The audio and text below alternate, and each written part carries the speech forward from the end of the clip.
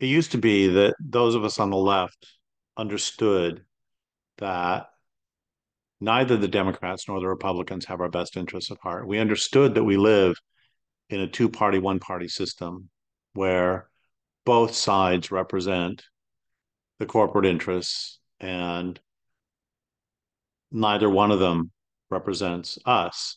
I remember doing talks where, this was even 20 years ago, where I would make jokes about how we don't really live in a democracy and everybody would understand them and they would laugh. And then I would um, also say, so for those of you who don't believe or do believe we live in democracy, do you believe that corporations take better care of corporations or human beings? And everybody in the audience would just laugh. It's a silly question. They all know that they take better care of corporations and human beings or communities. And that has put, I mean, we part of the difficulty for the Democrats has been that they have been for a long time in a difficult position rhetorically, which is that how can they, when they, ever since for the last, for my adult life, they've given up the adult political life, by which I mean 1980, which is the first election I ever voted in. But they, for that long at least, they have pretty much given up even on the pretense that they are the party of the working class, which at least at one point they had that pretense. And that has given them a very difficult, put them in a very difficult rhetorical position because how do they still gain votes when they have openly abandoned the working class? And then for those of you who say, oh my gosh, they haven't abandoned the working class, all we have to do is think back to the 90s with Bill Clinton. And remember that Ross Perot, those of you who aren't old enough may not remember this, but Ross Perot was an independent candidate whose basic argument was that NAFTA, there would be a giant sucking sound, which would be all these American jobs going away with NAFTA, which was being pushed hard by the Democrats and was really pushed through by the Democrats. And he was right. There was a giant sucking sound of jobs going away. I remember when the left was against globalization. We all remember, those of us who are old enough, remember WTO. We remember the left being adamantly opposed to globalization.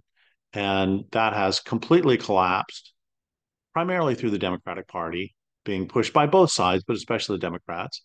And so the Democrats were in a difficult place. And Clinton said something at the time back in the 90s that for me just perfectly encapsulated everything wrong with with what had become of the Democrats, which is about NAFTA. He said, I feel your pain. And that was really promoted as this, oh, that's great. He feels our pain. But I don't want a politician who feels my pain. What I want is a politician who enacts policies that are actually for the material benefit of the issues I care about. And so, having abandoned the working class that much, as I said, this has left the Democrats in a difficult rhetorical position. And the difficult rhetorical position, the way they've resolved that is pretty much for my adult political life. The primary argument that the Democrats have had, and the one that they just absolutely flog, is vote for us because at least we aren't Republicans. And I've seen them do this. They did this with certainly Bush the first. They did this with Bush the second. They're certainly doing it with Trump.